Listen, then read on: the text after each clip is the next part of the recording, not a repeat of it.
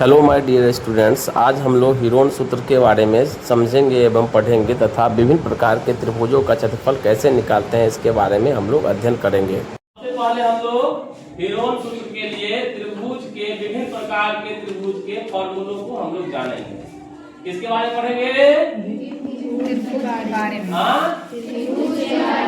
त्रिभुज के प्रकार और उसके फॉर्मूला। ठीक है, सबसे पहले देखो हम लोग अगर त्रिभुज के तीनों भुजा अगर पता होता है, अगर त्रिभुज के तीनों भुजा अगर पता है तो इसको क्या बोलते हैं? क्या बोलते हैं? नहीं, त्रिभुज के अगर तीनों भुजा पता है तो उसमें हम लोग किसी भी प्रकार से उसको आइडेंटिफाई नहीं कर सकते हैं। अगर उसके तीनों भुजा बराबर होगा तब बोलेंगे समबाहु त्रिभुज। क्या बोलेंगे? समबाहु त्रिभुज। सबसे पहले इतना ही जानिए कि त्रिभुज के अगर तीनों भुजा पता है, अगर इसका क्षेत्रफल निकालना है, क्षेत्रफल मतलब हुआ कि इसके अंदर तीनों भुजा के अंदर वाला क्षेत्र, तीनों भुजा के अंदर वाला क्षेत्र, तो इस क्षेत्रफल को हम लोग कैसे निकालेंगे? तो तीनों भुजा पता है तो क्या कौन सा सूत्र लगाएंगे? हीरोन सूत्र। और हीरोन सूत्र लगाने से पहले हम क्या लगाएंगे? एस क्या होता है बच्चों? अर्ध परिमाप। क्या सूत्र होता है? a + b + c होता है ना? उसके बाद हीरोन सूत्र लगाएंगे, उससे त्रिभुज का क्या निकलता है?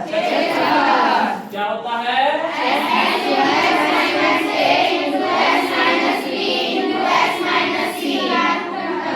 ये समझ गए ना? अगर जिस त्रिभुज का अगला देखो, जिस त्रिभुज का आधार और ऊंचाई पता हो, बेस और हाइट, क्या बोलते हैं इसको? बेस और हाइट। अगर आधार और ऊंचाई पता हो तो कौन सा सूत्र लगता है? 1/2